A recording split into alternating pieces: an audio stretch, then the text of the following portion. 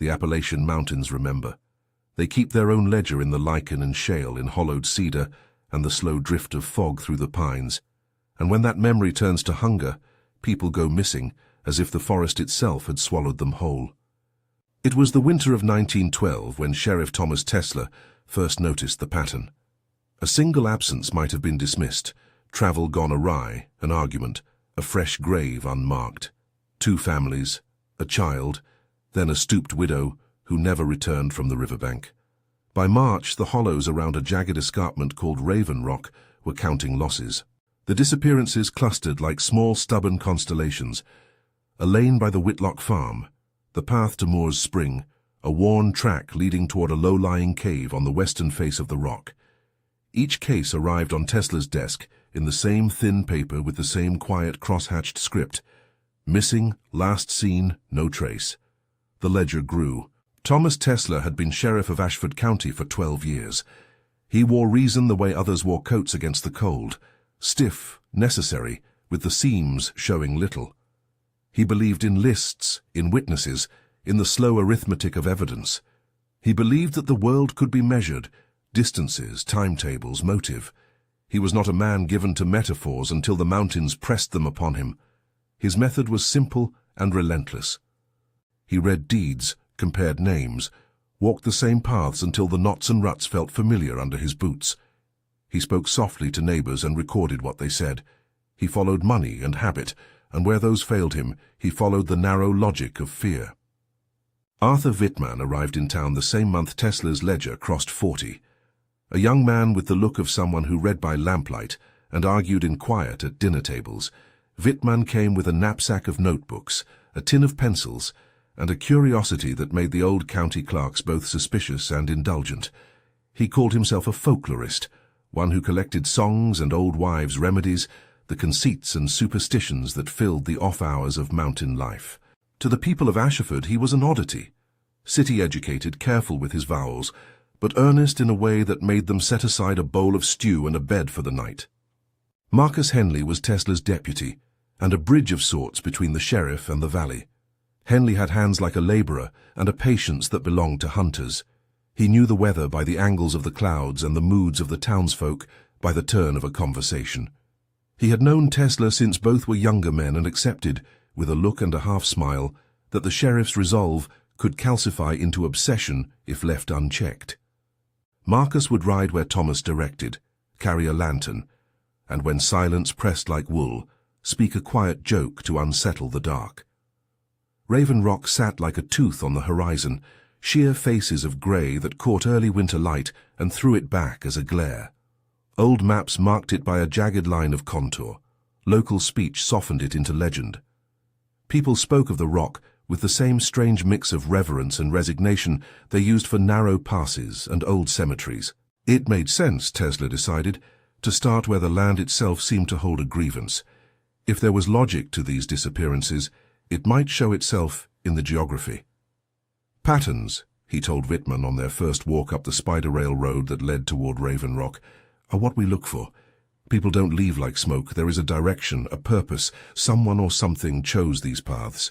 Wittmann squinted up at the riven cliff, and then at the thin map Tesler unrolled on a stump. Or something, he corrected softly. For out here the world thins. There are places where stories stick to the stones. They choose people too, sometimes. Not out of malice, only need. Tesler's jaw tightened. We're not here to philosophize. We're here to find bodies, graves, evidence. If bodies there are, they will have been used as evidence long before we arrive, Wittmann said. His voice was not flippant. It held a tenderness for the very things that made Tesler wary. These thin places are not metaphors for everyone. They are topography. They are the way the land remembers what men have done. They took compass readings and spoke with miners and with women who kept careful lists of comings and goings on their porches. They collected small things, a shawl snagged on barbed wire, a child's shoe washed up below a bend, a scrap of a ledger that belonged to a traveling peddler who had passed through the county the year before. Little things that, when aligned, suggested design. Tesler liked the evidence of hands, shoe prints, tire grooves, the soft impression of a child's heel in damp earth. Wittmann liked evidence of intimacy, prayers sewn into hems, names whispered into jars, a coin polished for luck. It was Jonah Fletch, a tracker who traded his skill to Tesler in exchange for store credit and whiskey at the end of a long day, who found the first true break. He followed a scent line through frozen bracken to an overhang under the west face of Raven Rock, a low cave mouth half choked by brush and a hush of snow. He came back with breath clouding, eyes smaller against the cold. "They took to look at it," Jonah said. He was a man who spoke in the past tense like someone reciting a creed. "They pushed and there were marks from inside." He was not given to hyperbole. The look on his face sufficed. They found the cave sealed in a manner that suggested care. Stones stacked like a low wall obscured the interior. The earth before it had been tamped. Someone had gone to trouble to hide whatever lay within. Tesler called in a few men to pry and pry again until the stones splayed and the mouth gave way to a long, cold breath. The air that spilled out smelled of river mud and old wood, and beneath it, the faint metallic tang that Tesler had learned to associate with long-closed places. It would be easy, cruelly easy, to describe the discovery as a single violent tableau. The truth lay in details. A low platform of rock smoothed by use, a ring of stones arranged in a shape that was not quite a circle and not quite any design Tesler recognized, a handful of hairpins entangled in roots, a child's rag doll folded and left like an offering, a photograph slipped between the pages of a Bible with nose-softened edges. Tesler found a place where bones matched the architecture of the cave. Small bones arranged with a careful hand, wrapped in cloth, and placed upon the low rock as though someone had catalogued them with tenderness. The sight made a noise in the back of his throat that was not a word. Wittmann knelt and traced the edges of the photograph with 2 fingers. It was an older portrait, sepia and glossed by long handling, of a man whose face had the sort of ordered severity Tesler had seen in county flash portraits. High forehead, a nose that cared nothing for sympathy, eyes set like chips of flint. He wore a dark coat and a collar sternly starched. He was painted or photographed repeatedly here and there in the cave. Painted portraits slung behind the stone platform, a miniature in a locked tin. Each portrayal bore the same features, but not merely replicated. Ages overlapped, features shifted minutely, as though the man had lived through different eras and had chosen to keep appearances updated. They left the cave with the photograph and the doll wrapped in linen. Tesler catalogued each item, his pen making neat entries in the sheriff's book. Photograph, unknown male, found in cave under Raven Rock. Doll, child's rag, lined, bones, catalogued, sent for examination. He felt the ledger's paper bite under the press of his fingers. What he did not write, could not in any official report, was the sense of a sentence unfinished, a ledger in the mountains that contained names he would not yet say aloud. A letter arrived 3 days after the cave was opened. It had come from a hand that wrote with an old-fashioned flourish, the ink browned to the color of tea. The envelope had no return, and the paper smelled faintly of candle smoke and violets. The note was short and elegantly barbed. "They will ask for what anchors them. Keep your feet from the hollow. Do not turn the faces of the paintings toward the light." Tesler read it twice before he let Wittmann see. Wittmann, who had been leafing through a folio of local rhymes, raised an eyebrow and then a small sympathetic smile. "The handwriting is older than the paper," he said.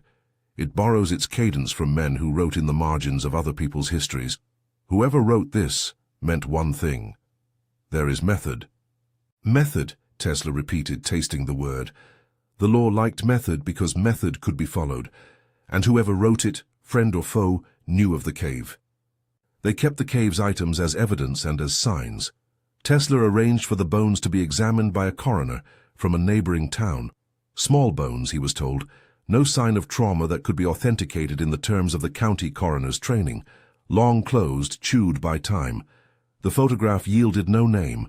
Faces that were repeated through different ages in different portraits left the coroner's assistant to remark, half joking, on the uncanny. Tesler did not laugh. If anything shifted in Tesler that winter, it was not immediate. Obsession is not sudden but an accumulation. It began as a precautionary devotion. Read all the deeds, speak to all who might know, mapped the disappearances down to a single page of the county plan. It seeped into him like cold through wool. He began keeping a second notebook, in which he sketched not only routes and times but impressions. A woman's voice trailing off when she spoke of bells in the hills.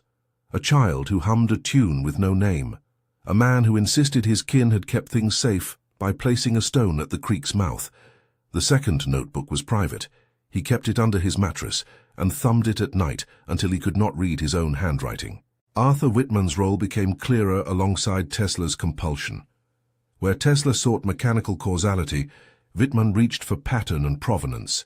He read the letter in a light that made empirical facts tremble with possibility. He traced motifs, birds and corvine figures, certain knotwork, back through landowners' recipes and marriage bonds. He argued quietly that what they faced was not simply a predator in the human shape, but a practice rooted in an older social economy. Bargains struck in thin places where the land and the human mind were porous. "Think of it as an economy," Whitman told Tesler by lamplight one evening, as sleet made the windows a blur. "An exchange. The land offers something, safety, bounty, long life. If you give it a thing it can hold, that thing must be human-shaped, or at least tethered to a human. It will not take at random. It prefers patterns. It prefers continuity. If one mind keeps the record, the ledger grows." Tesler hated the ledger metaphor and yet understood it. Law kept ledgers. The mountains kept theirs in a manner law could not touch. They found more traces. Families who spoke rarely of things beyond this life told stories with lowered voices. A boy who wandered for hours and came back with a line of small cut feathers. An old woman who said she had been paid once for a favor long ago and had since kept quiet because there was a price she had to feed. A farmer who found the gnomon on his barn mysteriously reset overnight. Tesler recorded each utterance with a cleric's patience, then tried to corroborate with physical checks. Sometimes he found only an old knob of rope and a memory. Sometimes he found a small, deliberate artifact, a slate with a name scratched both in careful print and in a looping hand older than the resident, a scrap of calendared fabric bound to the roots of a tree. There was labor in these traces, a human hand that hid, and an intelligence that preserved. 2 months later, the ledger and the map pointed where the ledger always does, to property ownerships that looped and overlapped, to a single name on deeds that had not changed hands for decades. The Corvine property sat in a tangle of laurel and briar, some distance from the main lane. The house there was not ostentatious but possessed of a peculiar insistence, a small stone home with a low porch, a yard of carved staves and totems half worn by weather. The Corvines had been in the vicinity for as long as anyone could remember. Whispers attached themselves to the name, an uncanny longevity in certain lineages, stories of favors granted, and then later of bargains paid. People who spoke the name did so with a care that indicated respect rather than fear. Tesler thought respect was often fear misnamed. They approached the estate as a regiment approaches an unfamiliar wood, quiet, noting exits, careful not to make the sort of sound that lets animals know you are there. Marcus Henley walked the tree line, reporting on the ground underfoot. Whitman studied the carved symbols leaning against the porch posts and muttered the names of old patterns. Tesler checked the lock on the door and found it stiff, but not impossible. The house's wood exhaled a smell of mothballs and tobacco. The floors settled like a tired animal when he stepped inside. Inside, the air felt older than the room. There were books that might have been Bibles, folios of botanical prints, journals with dates that rattled time, entries by hands that had belonged to people long gone, and then later entries by a hand that was unnervingly steady across decades. They found carved sigils on the lintels. They found a ledger, scrawled and precise, that listed names and dates and small black marks beside some entries. They found an altar of sorts in a cellar room, a shelf with jars, a Bible with names mapped into the margins, small items wrapped in cloth, each labeled in ink with a single word. When Tesler opened one bundle, he found a child's rattle and a scrap of cloth with a name in neat script, Margaret Hale. They descended into a cellar that smelled of stone and the damp fossil breath of the earth. The steps were narrow and the light a single lamp's circle.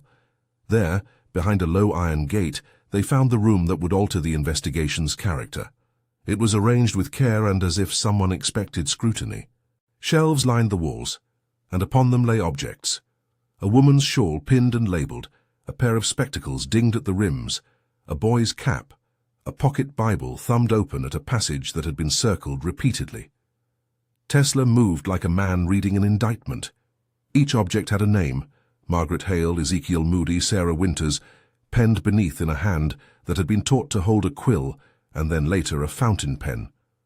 Nearby oil portraits leaned against one another, some cracked at the edges, coats and collars rendered with enormous care. Each portrait sitter bore the familiar face from the photograph found in the cave, the same high forehead, the same lined mouth. The paint seemed to have been refreshed over and over, the dates on the reverse of the canvases varying, as if the same man had been periodically immortalized across decades. They stood in that cellar as if the room itself had gravity. Marcus, who had been silent until then, finally breathed. "We can charge him for hoarding, for theft of property, maybe for false imprisonment if we find evidence," he said, in the way of a practical man who needed steps. "But what can the magistrate do when the law has never met something like this?" Wittmann, hands in the pockets of his coat, murmured the kinds of phrases that made Tesler feel both foolish and grateful. "Portraits are anchors," he said. "They fix memory to a face. If you paint a man enough times and keep each painting in a place that remembers you create—" He stopped, searching for a word. "Continuity." Tesler wanted legal terms. He noted the names, the dates, the paint craquelure. He took the ledger and photographed with careful charcoal etchings rather than modern means. His notation was precise. The law had tools, testimony, property records, warrants. The law also had no vocabulary for objects that acted like talismans. The sheriff read the names aloud to the cellar's cold, names of people who had been reported missing, names of people who had lived and remained where they were. He felt in the small of his back the first frantic stirrings of a different conviction, that this was not simply a man who kept objects. This was a man who kept a ledger of living and unliving things. When they confronted Silas Corvine at his kitchen table a week later, he was older than any portrait the house had displayed, and simultaneously, curiously younger than the earliest photographs. His eyes were sharp in their dullness. He spoke with a voice that had known both mill trades and sermons. He was polite, practiced at misdirection, but not insolent. He accepted their questions without surprise, as if he had expected them since the beginning of a long forethought. "You call me to account," he said when Tesler presented the list of names. "Hence the law arrives finally." He named not the items, but the economy of care. "Do you wish to prosecute me for what I have done, so that the world can sleep comfortable in its knowledge? Or do you wish to be instructed in what the world has been forced to learn by necessity?" Tesler wrote a warrant. Corvine answered with a confession that was both bland and terrible. He spoke of bargains made not in any common language, but in the patient arithmetic of want, a promise of longevity, of continuity of mind, in exchange for hands to hold the score. He explained with the coolness of a man describing a ledger entry that certain places, Raven Rock among them, breathed on a thin seam of the world that required anchors. These anchors were chosen with care, with an economy that favored continuity over slaughter. "They ask to be kept," Silas said. "We keep what we owe them. It is not anarchy. It is calculation. It is an account well kept." He spoke of packs that had been struck in winter and upheld through harvests, of stories told in inaudible voices at children's bedsides until the phrases lodged and took root. He admitted, without the pang of repentance, to having aided in those bargains. He had obtained items, he said, that had been required: a shawl for warmth, a Bible for words, a child's toy for play. He had placed them in rooms that remembered, and had painted his own likeness to maintain the continuity the bargains demanded. "You cannot arrest a ledger," he told Tesler. "You can only read it." The confession was performative and partial. It gave Tesler enough to charge him with hoarding, with keeping stolen property, with indecent restraint if anyone wished to stretch the statutes. It also gave them an adversary who was articulate and old lonely in the way of those accustomed to bargaining with things that do not answer back. Silas's hands, pale, veined, rested on the table as he spoke, like an accountant detailing years. They arrested him. The magistrate in Asheford took testimony, and the house yielded more evidence when searched. Yet the night after Silas was jailed in the county lockup, under the watch of two men who had slept soundly their whole lives in beds that did not remember bargains, his cell was found empty at dawn. The lock was in place as they had left it, the bars untouched. Yet the man who had sat at the county table was gone, as if swallowed by dawn itself. Tesler stood in that empty cell with his boots scraping the floor, and felt something unnameable shift. He had expected cunning, a bribe, a back door, some human agency to explain what should not be possible. He expected doors and thin tricks. He had not expected absence where the chain of custody had been so obvious. He recorded the facts in the ledger, but another note sat at the edge of his pen. How much could law catalogue when a world also kept accounts of its own?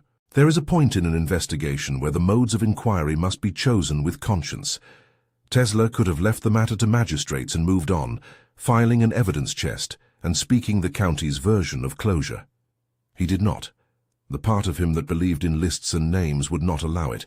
He saw the cave and the cellar like two symmetrical accusations. He saw the photograph and the portraits like the same man splayed across decades, a variable in a long equation. He saw the missing and the labeled and recognized in all of them not only victims but parts of a system that could be understood. So he did what he had been schooled to do, and then something more. He organized, he catalogued, he pooled men. He brought in Wittmann in an official capacity now as interpreter and observer. He recruited Marcus Henley and Jonah Fletch, and a small band who would not as yet name themselves as guardians against a world of bargains. They made a map that was half skeptic schema and half ritual plan, annotating nodes where the land had been touched and where anchors might lie. They took inventory of each artifact, photographed each portrait with care, and kept a ledger in two places, one for the law and one that Tesler kept beneath his mattress, where ink blotted and handwriting grew nervous. Wittmann's field notes evolved into something bordering on hypothesis. He proposed experiments, small, cautious tests of threshold, leaving a single coin at a known seam and observing, noting whether things disturbed it, placing a child's spinning top at the mouth of the cave and watching for a change in its turn that could not be explained by drafts. Tesler wanted laws, not experiments, but he allowed the trials because they promised evidence that could be catalogued. The trials were not blunt instruments. They were careful, tender, and performed with a congregation of men who had no catechism for what they believed in.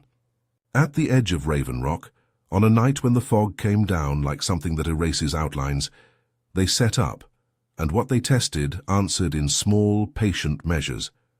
A coin went missing from beneath a flat stone within the first hour, a candle guttered despite no draught, and burned with an odd luminescence that made the skin of the men's hands look grey under its light. A soft sound, not wind and not animal, rose from the fissures, like a chorus of pages turning in unison. Tesler took note. He recorded the coin as evidence absent and the candle's hue as anomalous. When the first man disappeared after their experiments, David Carmichael, who had come to tape the ledger for the county with his steady hands, Tesler felt the experiment's cost vibration through him like a current. David had been careful, polite, and the sort of man who smiled at a joke even if it pinched him. He had been in the cellar the week before, photographing the initials on the property deeds. One evening he failed to return to his boarding room. The next morning his bed was slept in, his boots lined by the door, and his camera lay charge line still, as if he had stepped out for firewood and been called away. No one found tracks in or out.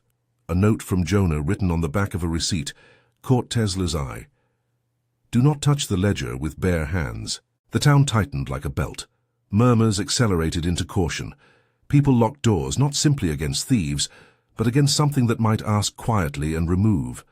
Tesler began to sleep by turns, wakeful and watchful, cataloguing and then recataloguing. His private ledger grew heavier with the names of the vanished and with small marginalia, things like a line noting the dates of lunar cycles and a judgment, if one binds, what must be unbound? Wittmann and Tesler argued late into nights that smelled of coal and map ink. They argued over terms, what to call these phenomena, how to measure them, whether the law could expand to include the logic of bargains. We have predecessors, Wittmann would say, Men and women who understood exchange in a way the magistrate never will. They counted the cost. And what cost, Tesler asked, is the law willing to count? He had been trained to list the cost in bodies and in fines, not in years leached from the marrow of men. The more they moved, the more they revealed and were revealed too. The cave spoke in fragments. The cellar spoke in artifacts that implied continuity. The ledger of Raven Rock was not an arbitrary collection of losses, but the record of a practice maintained across generations, an economy of exchange that had learned to select and to bind. On a morning rhymed with frost, as Tesler prepared to go back to the Corvine property with a warrant renewed and men at his back, Wittmann slipped him a folded page from his notebook and said simply, "Read this." Tesler unfolded the page. The handwriting was cramped and careful, and the sentence on it felt like a sentence Notions had been waiting for. There are places where the mountains keep the names of the living as if they were coins. They spend them slowly. Tesler folded the page and slid it into his breast pocket. Outside, the mountain breathed, and the saplings shivered with a sound like a small sigh. They were going back into the dark of the house, with evidence in pockets and law at their sides. But already Tesler knew that law was only a tool and not a panacea. The ledger they chased resisted the notions engraved on his stationery.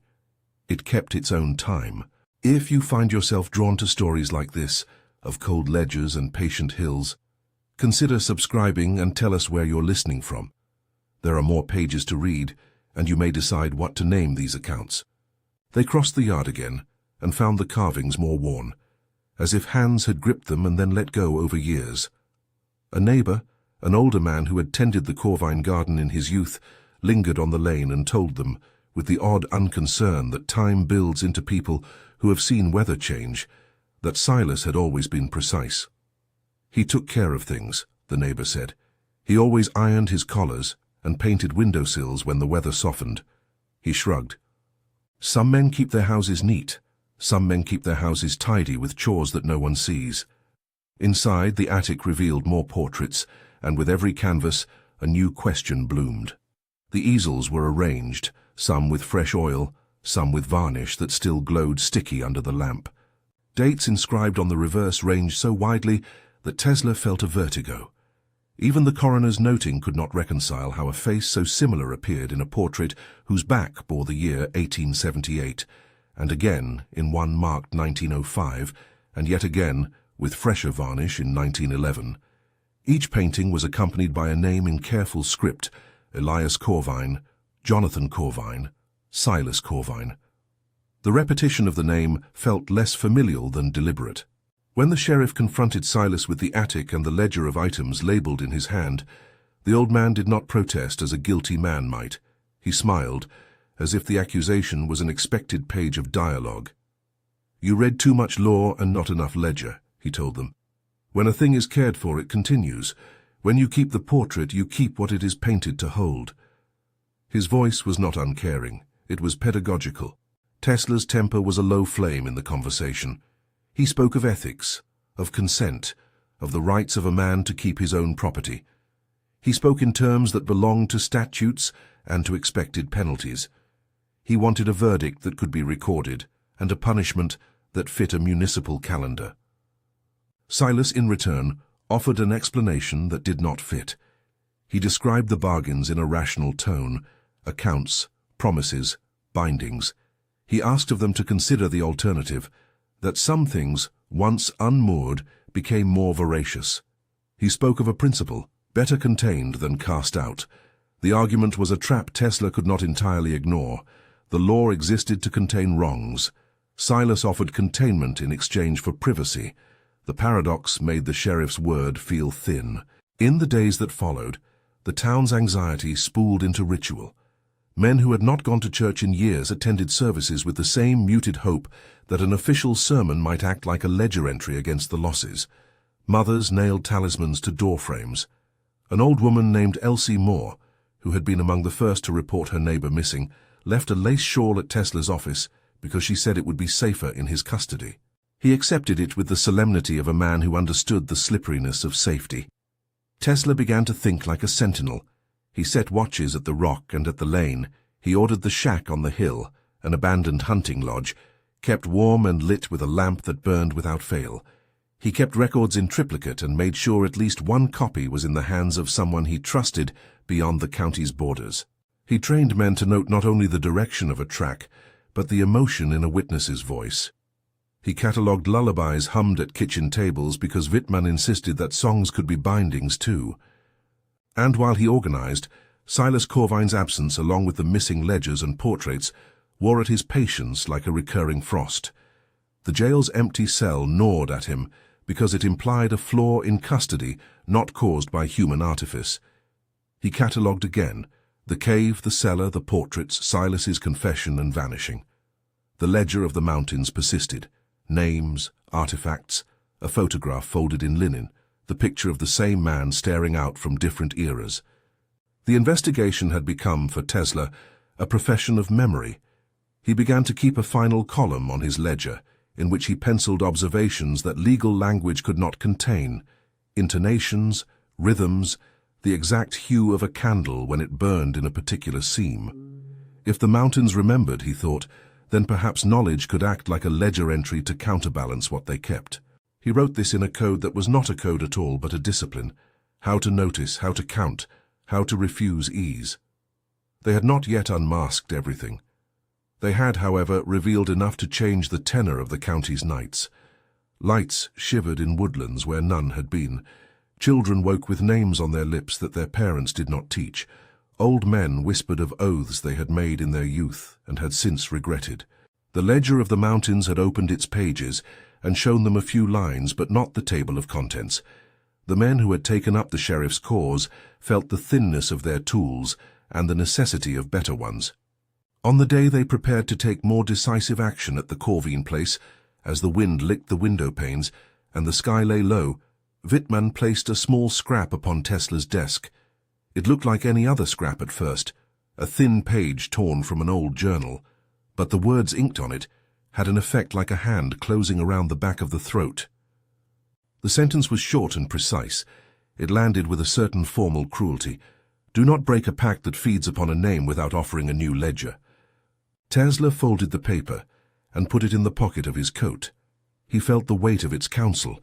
To change the balance that men like Silas had maintained required not only arrests, but a ledger of their own, one that could bind and release in kind.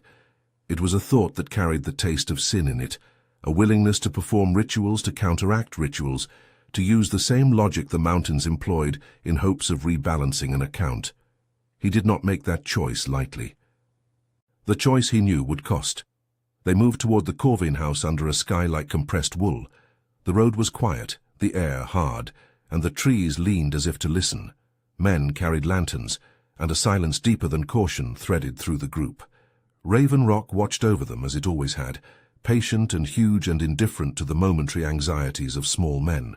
They were about to cross the threshold when a soft sound reached them from the lane, a voice singing a tune no one could name, a melody that wound among the pines and faded like breath. It was a sound that felt like a page turning in a ledger too big for their books. Tesler halted, every part of him alert. He listened to the song and, for the first time since the ledger had begun, acknowledged that the mountains might not only remember, but also answer.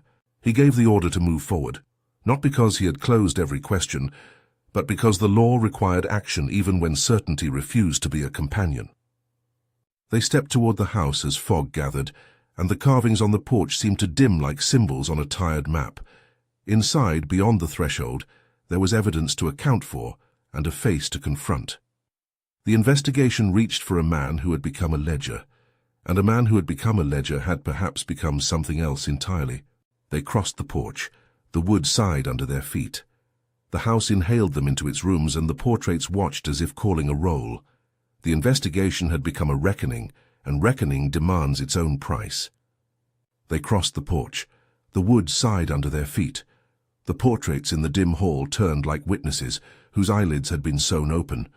Lantern light slid along varnish and crusted gilt. The house did not so much smell as keep a memory of smells: boiled starch, oiled leather, the faint, persistent tang of something long sealed against the air. They moved as if on appointed pages of a book. No man answered. The kitchen chairs held the quiet of absence. On a side table lay a ledger so small it might have been mistaken for nothing more than a household account book. Tesler lifted it with gloved hands and found ink that had been written in more than one hand. Names crawled across pages like incremental debts. A pressed slip of paper marked a line. Margaret Hale, paid in full, September 1904. Beside it, in a darker hand, another note. Keep the ledger closed. Wittmann traced the letters with a finger that did not move the dust. These are not mere inventories, he said. They are exercises in summoning accuracy. Whoever kept this wanted to assure themselves that the ledger balanced. In the back of the house they found a room whose door had been wrenched and then repaired. The hinges creaked as Marcus pushed it open. Inside were boards nailed in place like ribs, and beyond them a hollow that smelled of old paper. It took them 10 anxious minutes to pry the boards loose, to find a false wall, and beyond it, a small study in which books were bound not only with cord and leather, but with a meticulousness that had the quality of penance. On a slender desk lay a folio wrapped in oilcloth. Its cover bore an emblem, a bird with a human hand where a wing should have been. The emblem repeated, faint, in soot on the lintel above the fireplace. Wittmann opened the folio with the reverence of a man who had long believed words could be talismans. Inside lay manuscripts in ink thickened by age. Diagrams mapped the land in concentric notations, and marginalia annotated rights with the clean, patient handwriting Tesler had come to associate with the house. There were among the pages short passages written in a hand that formed letters like tiny ledgers. Tesler read aloud one line, his voice even in spite of the way his pulse pulled at his throat. They ask for ledger and likeness. They will accept a name held tenderly and kept from weather. Feed them continuity, and they will grow calm. A scrap fell from between the folio's leaves. It was a note penned in haste and salted with a tremor. If you bind, be sure there is someone to take the count. If not, the mountain will take it. They gathered what they could. Tesler made inventory with the chastening method of his office. Marcus moved among the shelves like a man who had been taught to sort a barn after a storm. Wittmann copied phrases into his own notebook, as if the act of copying might alter the text's appetite. They found diagrams that pinched the map of Raven Rock into a pattern, nodes suggested by ticks and by little crosses in a line that seemed to correspond to streams and to the low points where children had wandered. The mountain had not been passive in its layout, but active. It had provided a grid upon which certain hands had worked. On the desk, under a blotter, sat a short letter in a careful, unassuming script. It was not addressed to the sheriff, but to someone named Elias, and it read in part, "You will know by dawn whether the stitch holds. Keep the faces veiled. Let no light touch the painted eyes at morning. If a ledger is broken, do not throw the pages into river. Rivers are patient and will find the names again." The line stopped like a breath caught on a pin. Wittmann folded the note and placed it inside his own coat. "This is a manual," he said. "Not superstition alone, but a system. Rituals are practices. If you learn the rules, you can anticipate the moves." They left with bundles and a plan. The house shuddered with the hush of things that remain when their keepers go. Outside, Raven Rock watched like a sober judge. Tesler kept his ledger in a satchel at his side, and, beneath the satchel, his private notes that were now heavy with the taste of obligation. The county magistrate was obligingly pragmatic. He allowed a sealed trunk to be taken from the Corvine house into the custody of the sheriff on the condition that an inventory be made and that the trunk remain in the courthouse vault until a hearing could be arranged. Tesler complied with the formalities because he believed that law, recorded and repeated, brought clarity, and because he had not yet decided whether to break the ledger by other means. The trunk, for all its municipal procession, remained a problem not wholly reducible to statutes. If the folio and the cellar gave them a taxonomy of practice, the empty jail cell gave them a demonstration of its efficacy. Silence in the lockup had been an evidential absence that could not be explained away by hunger or bribery. Silas Corvine had vanished without the ordinary marks of exit. The sheriff could write that down. He could check the locks. He could produce testimony that men had been at their posts. None of that explained the absence of a man in a secure room. It suggested, bitterly, that there were laws other than those printed in municipal code. Men in the county confronted the matter in their own ways. Some kept vigil at their doors and peered into shadow for signs. Some spoke the name of Silas in a manner designed to dispel its potency. A few families sent in small items they had kept secret, tokens loosely called by their owners blessings, and asked Tesler to put them in the trunk to be catalogued and, if possible, protected. The sheriff accepted these items with the careful awkwardness of a man at the intersection of public duty and private dread. The experiments that Whitman had proposed, gentle probes and testing, had already yielded a grievous result.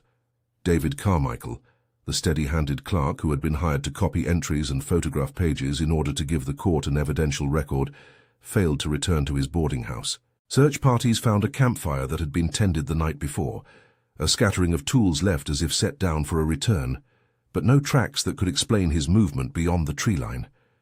The town collected its fear like a debt collected at a door. Families wrapped themselves in shawls and placed small iron nails in their windowsills. Sorrows grew private marks in the ledger that Tesler kept under his mattress. Whitman and Tesler disagreed in private over what to do. "We cannot tidy this with certainties," Whitman said one night beneath a guttering lamp.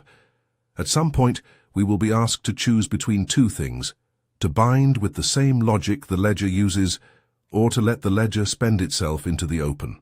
One yields control, the other yields chance." Tesler had been schooled in law where chance was the enemy. "A ledger is not a living thing," he said. "Ledgers are records. We can put a stop to the hand that keeps them." "You can stop a hand," Whitman replied, "but you cannot forbid the ledger from being read by the land. The ledger does not require a man to read it. It requires only time and memory.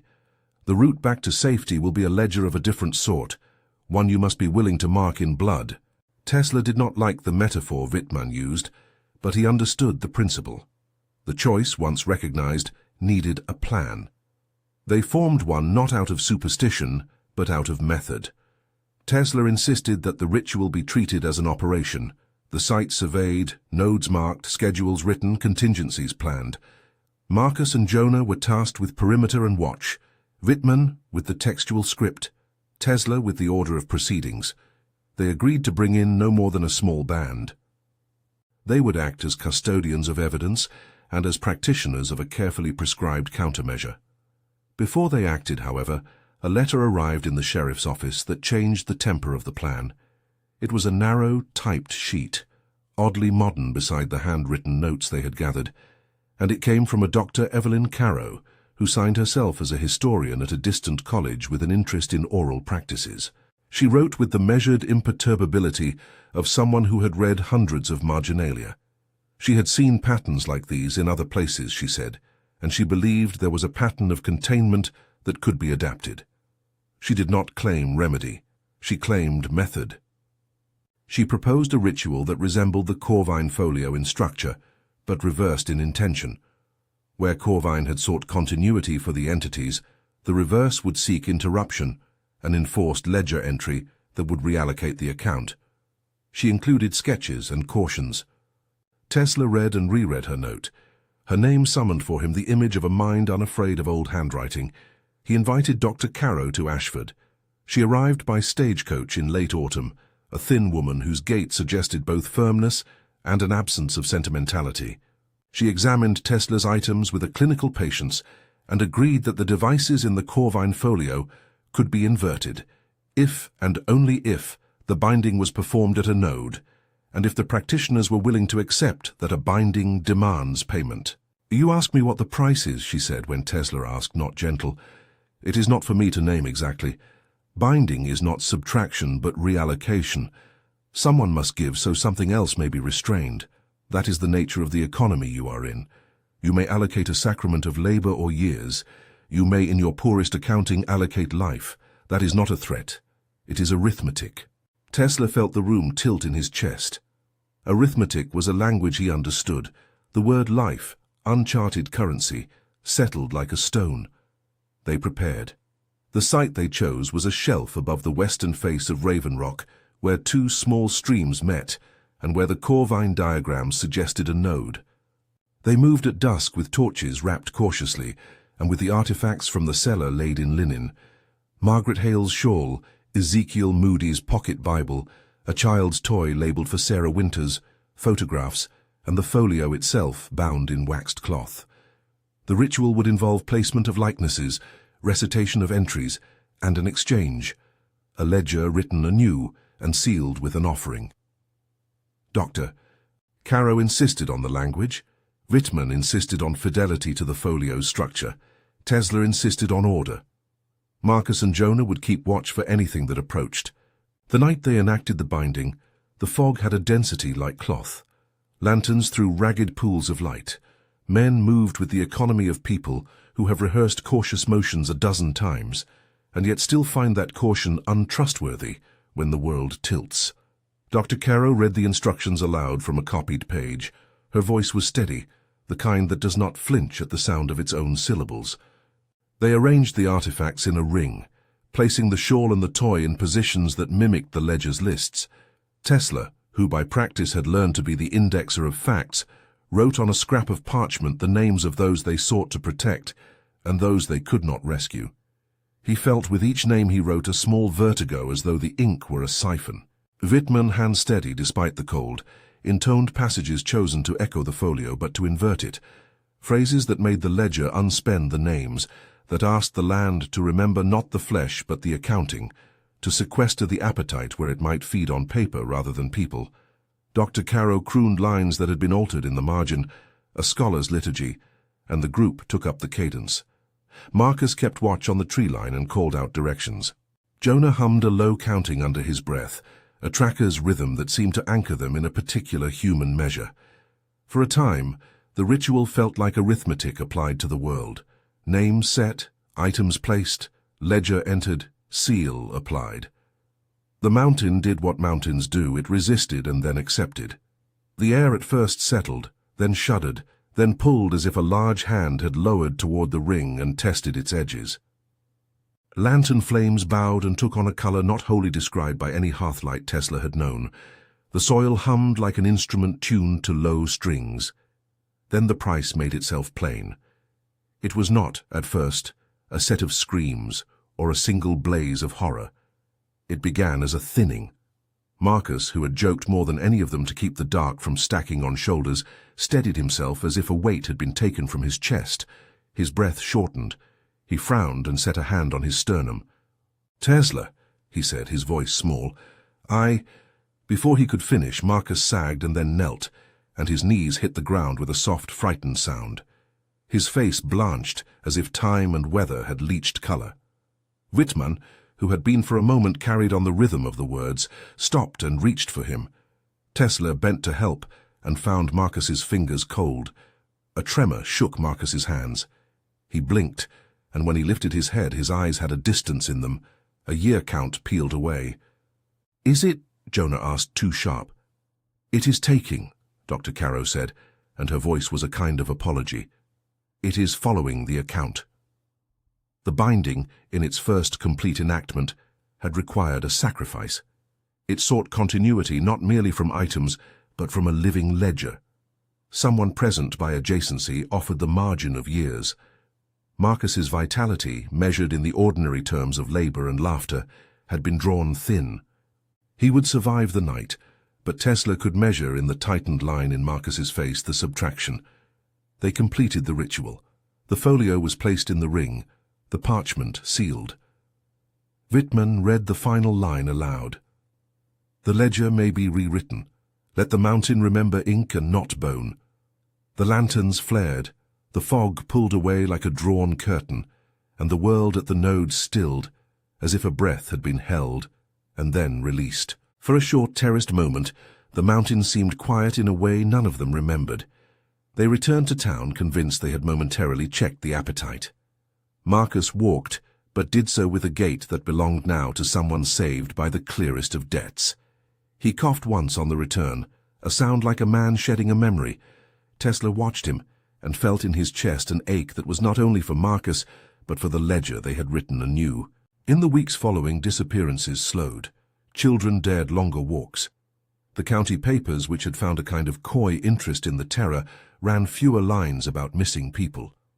The Corvine house stood like a thing relieved of a weight and yet still sagging in some of its beams. Tesler's ledger, both the official and the secret one beneath his mattress, held entries that charted the small reprieve.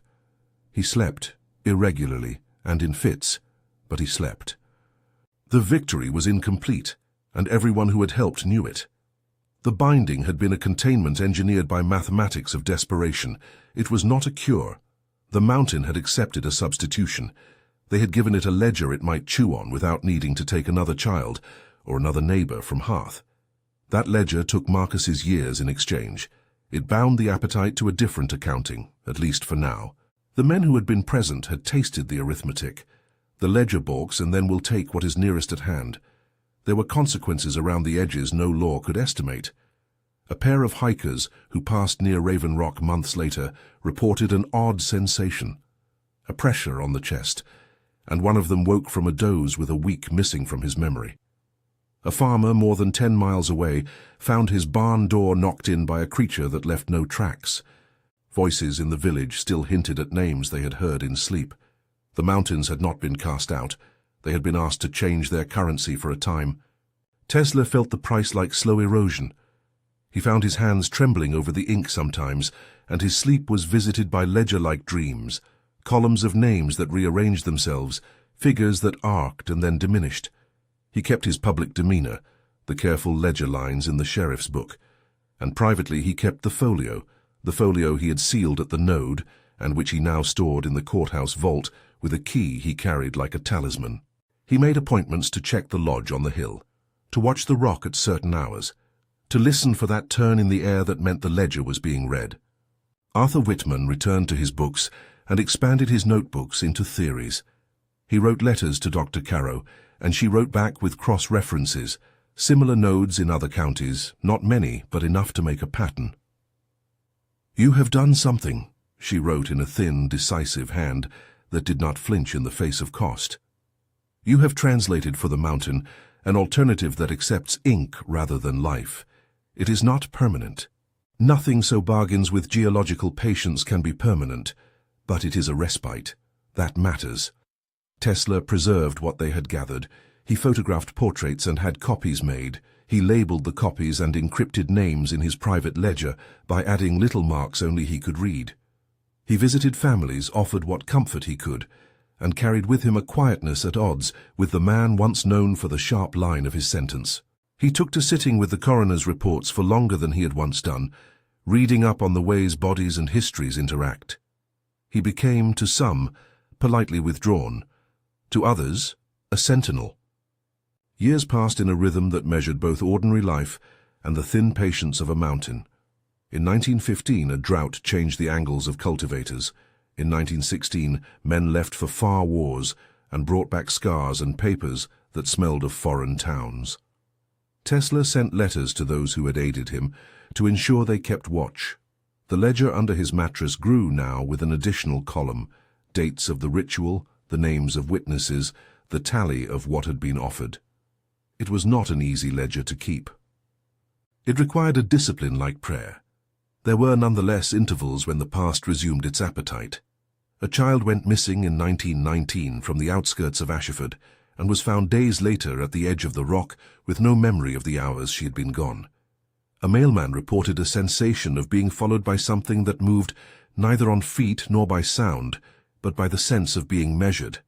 Men woke with songs on their tongues that they had not learned. The ledger, writ small, required new entries, anomalies, small thefts, the odd light on a ridge. Tesler grew skinnier over the years, his hair silvered and his eyes set into the hollows of someone who had kept vigil in many nights. He arrived at the courthouse earlier than any of the clerks and sometimes stayed past dusk to rewrite portions of the ledger in the clearer ink of someone who feared smudging. The deliberate economy of his life narrowed to two things: preserving the evidence and keeping watch. On one winter evening in 1923, a letter arrived at his office, a note without flourish, but with a hand he recognized. Silas Corvine, anonymous as the wind but present in script. The letter was short and composed, a small, chilling parable disguised as courtesy. "You have tidied the accounts," it read. "You have learned to give currency." Remember that the ledger will be read anew when the wind finds its old pages. Be vigilant. Keep what you value under the skin of your house. Do not leave names where children sleep.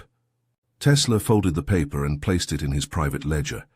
He felt not anger, but the mild, resigned fury of a man who had realized the world was more complicated than his statutes. The letter was both a warning and a confirmation. It confirmed that the ledger he had sealed was not the ledger the mountain preferred. It confirmed that someone, Silas or some agent of the practice, knew to warn them when the balance shifted. Time for Tesler moved in records and in small betrayals. He married late in life to a woman whose name the county would remember for her kindness, but who would not long survive the years of anxious guardianship. She died in 1924 of an illness that had been easy in other seasons, but in their time took its own account. Tesler placed her name in the ledger, and then, as if performing a necessary hygiene, wrote beside it the date she had been put to rest and the name of the rooted stone under which she lay. The ledger did not comfort him. It reminded him. In those later years he collected visitors. Dr. Evelyn Carrow returned on occasion to correlate margins, and Arthur Whitman wrote papers that would be studied in arcane circles beyond the county. A few scholars, mitigated by skepticism and curiosity, came to see the ledger and the folio, and to talk in quiet about ritual forms and the way human communities trade in continuity. They spoke in academic terms and left sometimes with the look on their faces of men who had seen a ledger and could not deny its arithmetic entirely. But the ledger had wounded Tesler more thoroughly than any outsider could measure. He bore the cost they had paid that night at the Node. He aged in ways that cared not for calendars. His hands, once steady, trembled at times, though he labored to record the neat legal script his office required. He found himself leaving windows open, not for light, but to listen for a particular turning of wind that might signal the ledger's digestion. He kept one of the folio copies in a trunk under his bed and traced its edges with a thumb as if to ensure the binding remained unbroken. The years sifted to 1928. The town had the ordinary weather of small places: gossip, harvests, the comings and goings of boys and men. There were nights when ash and memory danced, and there were mornings when children shouted at play. Still, oddities remained. The occasional lost hiker, whose story told of a light that did not burn like fire, an old woman who swore her loom had been untied by no hand, a farmer who found his cows circled in manner that made no sense. The ledger required updates. Tesler made many of them. In the spring of that year, a letter arrived at Tesler's office in small, precise script. The envelope contained a single page with 2 lines. The page had been folded so many times that its fibers had the soft gloss of something often read. It read, "Keep the ledger, Thomas, keep watch. Do not let the ledger make itself the law." Tesler did not show the letter to many. He put the paper in his inner pocket and went about his duties. He spoke less now and walked often in the afternoons toward the lodge on the hill where the lamp once burned and where he had trained men to watch the rock. He walked there sometimes with a satchel and sometimes with nothing, his figure a small, deliberate shape against the long slope. Within the courthouse he arranged files and protected artifacts as he always had. He had an assistant who knew to place a snapshot in a drawer for safekeeping, and he trained younger deputies to check the ledger and to keep a light at the hill. He had become, in the years since the ritual, a man who both commanded a kind of authority and suffered under the knowledge that his authority had a cost. It was a strange dignity. He felt compelled to preserve the memory of what had been given and taken. On a cold morning in November of 1928, Tesler walked to the lodge and sat upon the same bench he had used for watches when he was younger. The sky was thin, frost rimed the grasses, and the pines stood like a low congregation. He watched the contour of Raven Rock as the light eased along its face. It seemed unchanged in ways that both horrified and comforted him, patient, indifferent, vast. He folded the private ledger into his coat, and with a method that had become ritualized, he took out a small copy of a portrait he had reproduced years before. It was one of the earlier likenesses of the man whose name had stood so long on those pages, Silas Corvine. Tesler had kept many such images in his trunk, but this one he bore now like an offering. He rubbed the edge of the paper with a thumb and then tucked it back into his pocket. When Marcus, now more fragile and given to long naps, found him that afternoon. He sat across and did not speak at first.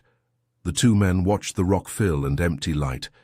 A small breeze ran across the slope and moved the maples nearest the path. Silence sat between them like a compact made of age. "Do you think," Marcus asked finally, his voice thin, "it will ever stop?" Tesler looked at him. He thought of ledgers and the math they were, of the folio and Dr. Caro's warnings, of the nights he had sat awake and counted the small economies of loss.